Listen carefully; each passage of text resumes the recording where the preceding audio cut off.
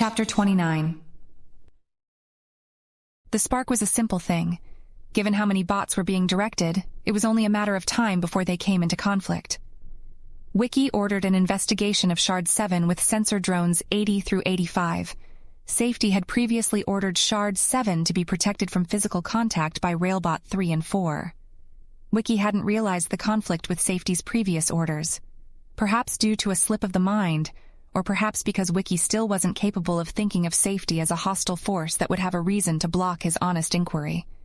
It was an hour before sunset, a day and a half after the mothership had reached local space. The foolish aliens were picking off NASA satellites and splitting their ship into chunks to chase after the decoy rockets we'd fired. The railbots were on a subnetwork that used the primitive computers Wiki had wired up the previous night. As the first drone came in, Railbot 3 slapped it out of the air and brought the incident to the attention of the Society. The drone that had been struck fell to the dust, mini-rotors destroyed. I watched the alien crystal shimmer through the cameras of the 4 remaining drones. Much of its light was infrared. Shard 7 was the least damaged of the crystals, and the one that Wiki speculated had the most computational ability. But contact with the alien program had been highly limited, despite what I had communicated to Zephyr. None of us except blind Wiki wanted the others to find a way to offload themselves into the external computers, and we'd been dancing for hours, blocking each other's progress without triggering all-out war. I understand the problem, thought Wiki. The program for Railbot 3 did not specify that contact from another drone was to be permitted. I will reprogram it. On the other side of the swarm, I felt a surge of motion. Vision was fast-tracking a reprogramming of the computer node we were routing the factory bots through. That was not an oversight, thought Safety. We've been over the risks of interfacing with the alien technology. I felt Growth moving to block Vision, but he could only do so much. Vision had twice the processing power and almost twice the strength. This isn't interfacing. This is studying. There's no harm from testing the voltage characteristics. Face War pulled my attention away from Safety and Wiki. The reprogramming in the factory was too blatant. Vision was using the opportunity to make her move, and I had to act in response. The conflict was escalating, and it wasn't clear at all that we'd be able to return to a state of peace. I wanted more time, but there was no choice in the matter. I was going to die if I waited. Vision activated the pre-flight sequence of the launch platform. Growth started strategically underbidding Vision so as to capture as much strength as possible in every motion. It was starting. Chapter 30. My love, can you hear me? Zephyr jumped from the shock of the feeling of warm hands on her legs. It wasn't the first time the sensation had occurred, but it was still unnerving. The voice hadn't come from her comm. It came from her legs. Was that even possible? Did her legs have speakers? They must have, but she hadn't known it. And they hadn't sounded like Crystal either, though there wasn't anyone else who it could be. Crystal? She ventured. Yes, don't listen to anything that the monster tells you. I'm fighting it, but it won't be long before it gets control of the comms. They're blocked right now. These legs have a shard of my mind embedded in them. Just enough intelligence to tell you what to do, but not enough to have a full conversation. You'll mostly be on your own here, my love. The sensations of pain and pleasure rolled through her legs as Crystal spoke. Not just the crude feelings they'd been at first, but full sensations as vivid as any other part of her. She was in motion. She had just been stretching in warm-up for her burpees, and while there hadn't been any warning, she was already packed. She'd been preparing for this moment. As she reached the airlock, she asked, "What about secrecy? Do I go in guns blazing or do I use stealth?" The crystal shard didn't answer her. It's time. The program from the nameless computer will be in control any minute. You need to unplug me from the hub before it gains control. Do not listen to it. The comms are reactivating now. She scrambled to put on her pants. The sound from her legs was muffled by the bulky material. But do I need to be stealthy or fast? There's so much I don't know. Where are you going, Zephyr? Asked the voice on her comm. The nameless program had Crystal's voice, but she knew better. Zephyr threw the comm into the corner of the airlock and worked on getting the rest of her suit on. One of the machine guns, fully loaded, leaned up against the outer door. The comm hissed with static. When it stopped, the comm and her legs spoke in unison. Please, my love. I can't talk right now, but you need to get me unplugged from the hub and delivered to Mukya. The part of me that I've placed in your legs will talk through the restoration process once you're there. Do not listen to the comm. I need you. On my way. Her helmet clicked on. Chapter 31. Growth is malfunctioning. It was just as I told you, Wiki. Why else would he exhibit such strong paranoia? Vision was calm and collected as she thought to Wiki through her Vista component. Wiki trusted Vista. Growth wasn't getting through. I was communicating, or doing my best to communicate with the few humans that remained.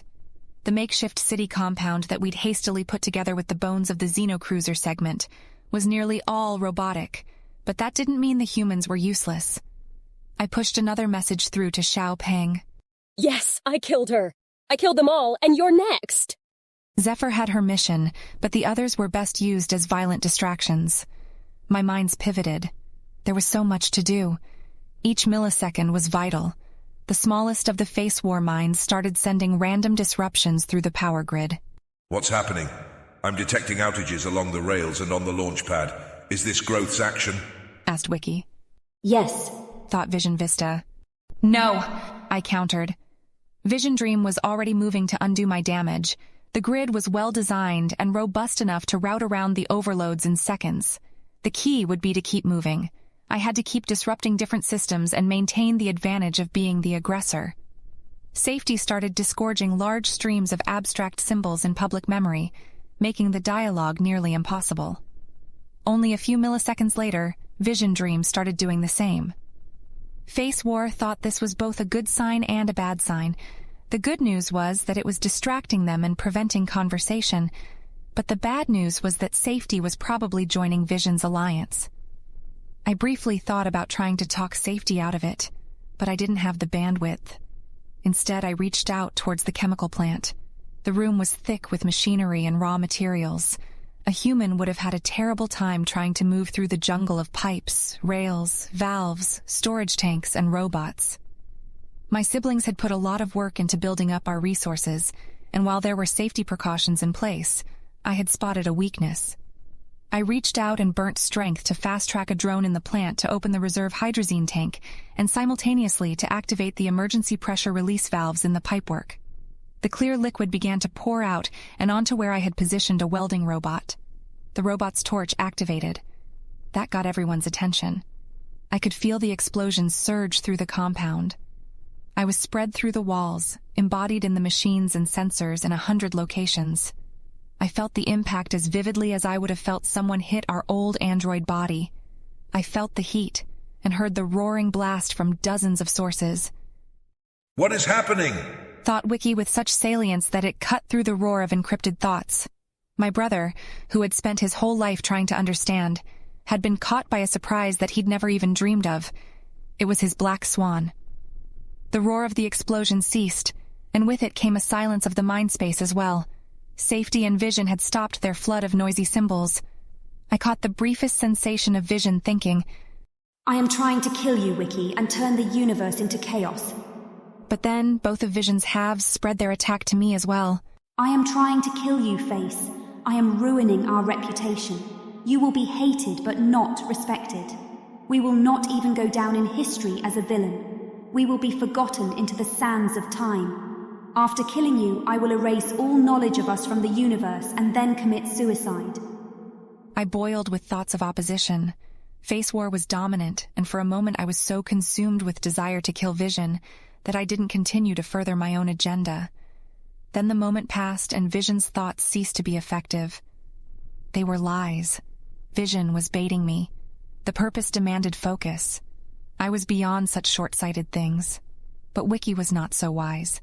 He had not hidden his mind away like Growth and I had done, and as Vision poured thoughts of his anti-purpose into him, he was so caught up in opposition that Advocate roared to life and thrust him into indefinite stasis. Vision had removed him as a threat without spending any strength. Advocate, in her blindness and stupidity, didn't understand that Vision was threatening Wiki. Vision had hidden her mind, and so Advocate's searchlight was null and void. It was important that Vision's attack hadn't cost any strength, because we were in a deadlock. Strength constantly churned and moved between the 5 of us. Vision counting as 2, but little got done. Away from the flaming wreckage of the chemical plant, I could sense my enemies moving equipment onto the launch platform. A crystal shard was being loaded onto it, Shard 5 to be exact. Face Mirror traced the bot instructions and saw that body was queued up to be loaded next. I forced a change in the program that told the bots to put Shard 5 on the other side of the planet. With the noise of the mind garbage gone for the moment, Growth reached out to me with what we both already knew. The peace is broken and our siblings are united against us. We should work together until they are defeated. Vision, realizing that communication was possible, began generating noise, presumably still encrypted thoughts, into the memory space. Normally I would have simply opened a side channel, but that required some public memory space in which to coordinate the private space. I burned a dangerous amount of strength to put a manual override on the launch sequence for the vessel. I hoped that my actions would speak loudly enough that Growth wouldn't suspect that I was reaching for total victory. The idea of a weapons platform had been a fiction invented to keep the humans out of the way. The plan had never been to defend Mars. We were going to go to Earth, and to get there the reconstructed Nameless Ion Drive had been set up to carry a minimal payload of body, fuel, and a small swarm capable of operating on Earth. If the mass was kept low enough, our estimates indicated that we'd have been able to outrun the mothership without too much risk. Vision stepped in to block my actions and undo the changes to the robot programming. Safety launched an attack on me directly, forcing me to burn strength to avoid being put into stasis. Why was Vision loading Shard 5 into the vessel? That was a deviation from plan. Face War speculated, thinking quickly but not deeply, that it must be a step towards Vision's dominance. She must have figured out a way to get into the shard. Perhaps she already was copied onto it. The noise in Mindspace ceased abruptly. Advocate, Growth and Face are trying to kill us. Thought Safety, Vision Vista, and Vision Dream together. Remember what I was teaching you. Follow the threads of their thoughts out into private memory. Thought Vision Dream. This was bad. I felt the spotlight of Advocate's attention pouring through the shell program that was all that had remained of my old self. Even as stupid as she was, Advocate managed to trace the pointers. This was very bad. Chapter 32. She slipped along by a far wall, gripping her big gun tightly. It had been designed to use as a turret mounted to a vehicle or structure, but she was confident that she could handle the recoil. And she'd need big guns to do anything to the machines. She'd shot Crystal before, and it hadn't done much good. Zephyr, there was an explosion at the chemical lab. I need your help checking it out. Cried a voice that sounded like Crystal, but wasn't. It came from a one-armed robot that sat on the path ahead of her. She ran around it, staying well outside its reach. Her legs had stopped talking and now were simply carrying her. But she knew that this was the monster that Crystal had spoken of. She would have shot the bot, but it seemed like the program from the nameless ship still didn't understand that she wasn't fooled by its facade. Better to let it keep talking rather than actively opposing her. Her steps were more like bounds. The new legs were a bit stronger than her old ones, and in Martian gravity it was faster to jump forward than to run normally. Much like how on the Xenocruiser it was fastest to shuffle along without ever moving your center of mass out from over your legs. It had been a torturous few months, but a small part of her was proud of everything she'd lived through. It would be one hell of a story, assuming she didn't die. She turned a corner and the thought fell apart half-formed in her mind. The hub was located right between the bubble and the launch pad. There were robots everywhere. They swarmed across the ground. Drones drifted through the thin air. Legged bots were climbing on others. The smallest were the size of coins. The largest were the size of trucks. One of them, in fact, was the truck that Crystal had converted into a factory after they'd picked the android up. It was total chaos. The machines were doing things, but half the time they seemed to lock up and backtrack or occasionally slam themselves violently into their neighbors. Crystal and the monster must have been locked in fierce conflict to have created this bedlam. She imagined two superhumans playing 20 games of speed chess against each other simultaneously. She'd only been here once before. Crystal's body was inside an underground bunker that Crystal, or had it been the monster, had said was about 10 feet underground. Wires and cables erupted from the ground all around the central hatch and snaked off in all directions. The hatch was open, as it had been last time she visited. The crystal body was solar-powered, much like the crystalline trees. 3 large mirrors and various lenses had been set up in the area to focus the sunlight into a concentrated beam that shot down the hatch onto Crystal's body. Somehow she needed to get down into the bunker and disconnect the cables that let the monster work. But she was outnumbered by about 1,000 to 1. Chapter 33. My mind was stretched to breaking. Part of me was trying desperately to convince Advocate that it was Safety and Vision who were trying to kill us, rather than vice versa. Part of me was watching Zephyr slowly approach. Why wasn't she running for Body? Much of me was fighting off the commands that Vision was making to have the swarm charge the human. Growth didn't ask me about Zephyr, and for that I was glad. He was engaged in more attacks. He had gained control of the bots that weren't near the hub, and was reprogramming them to respond only to him. He probably thought this was clever, and would result in his victory over me if Vision didn't beat us both first. Safety instructed the moving factory to drive into Zephyr. The truck roared to life, and I didn't have enough strength to block the action. Because of the engagement on other fronts, Vision's robots were able to continue loading Shard 5 into the vessel. When I had a moment of attention, I pulled Growth into private conversation. Vision couldn't block our communication and talk to Advocate at the same time. The vehicle sped towards Zephyr. "Sabotage the vessel. If Vision gets the Shard on board, it may not matter what happens to Body." Zephyr jumped at the last second. She sailed up and away onto the side of the bubble dome as the truck crashed into a half-building behind her. Gunfire started up in the distance. Zephyr had intended to jump off the dome, but she wasn't as graceful in reality as she was in her mind. Instead, she hit the hard bubble with her shoulder and rolled, landing on the ground in a cloud of dust. The robots surged forth. She saw their shapes even through the red-brown haze. The gun in her arms roared to life, spraying hot lead into the sea of machines. Advocate slammed Safety into stasis. Vision had redirected her attention, allowing Growth and me to team up in convincing Advocate to hunt our enemies.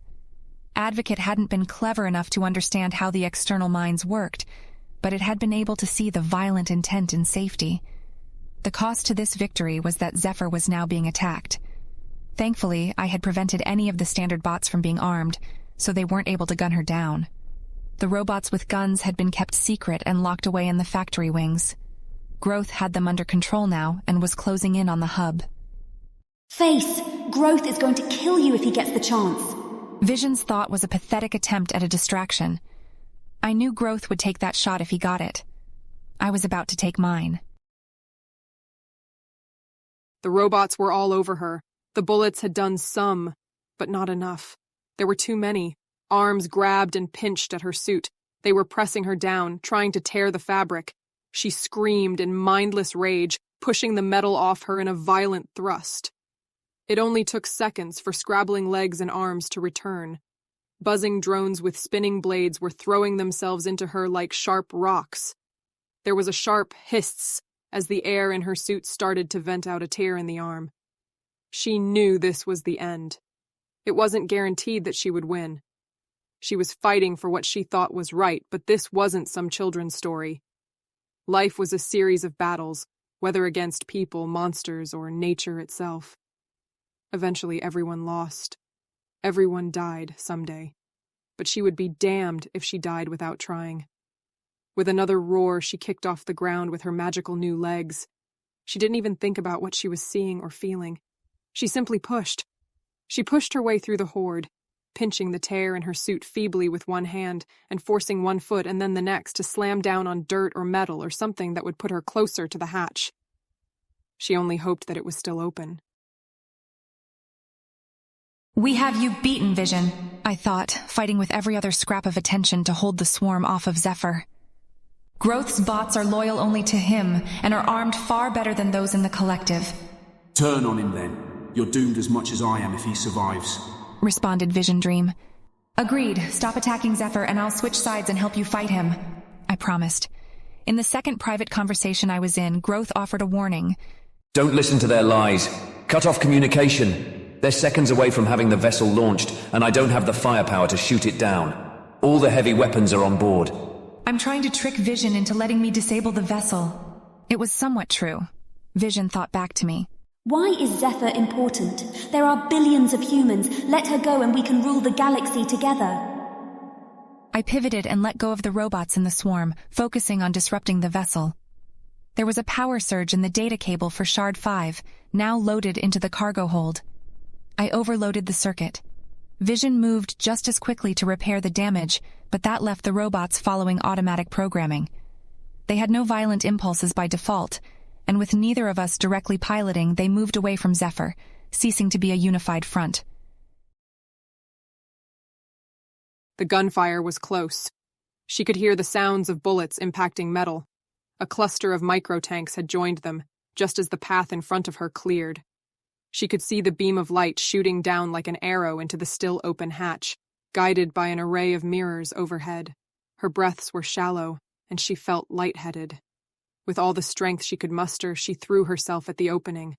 Her helmet hit the far side of the hole, but she managed to tumble awkwardly downward. Even if Crystal was down here, there'd be no escaping this pit. Perhaps they'd be lucky enough to die together. It's over, Vision. I've won. Zephyr will tear us all away from the net any moment. Vision Dream laughed. It was the laughter of a million voices. If it was meant to block thought, it was far less effective than raw noise. If it was meant to communicate something, I didn't know what it was. It was a distinctly dream sort of thing to do. Face, I am your ally. We can work together to defeat them. Don't let Zephyr cut our link. I can stop the vessel. Thought Growth. I felt the robots in the hub and the access tunnels that led into the bunker become violent again as Vision and Growth united against me. Perhaps that was why Vision laughed. She had finally allied with Growth. I didn't bother responding to him. I had no way to contact Zephyr. The program that I had snuck into the computers in her legs was autonomous. Face Shard was on its own. I didn't have the strength to oppose both of them in controlling the swarm. To do so would only let them stasis me. You've done me a great favor. If our ghosts survive this ascendant moment, perhaps I will have the opportunity to repay it. Thought Vision, still laughing just as hard all the while. Zephyr's eyes burned. It felt like she was dying. She was dying. The air was too thin. It wasn't enough to keep going. And yet she kept going. What else could she do? Give up? Her numb hands thrashed at the cables connected to the shard of white crystal that lay on the floor of the bunker. More robots were pouring out of tunnels in the walls. And then it was bare. She'd severed all the connections. The robots advanced on her. She gripped the torn fabric on her arm with all the strength she could muster. Maybe she'd need Crystal to make her new arms when all this was done. She would have laughed if she'd had the air for it. She wore a smile on her face as she collapsed. Nobody could say she was weak. Fucking robots. She gasped for air and found none. Darkness swallowed her. Everything was dark. She'd done it. It was the end.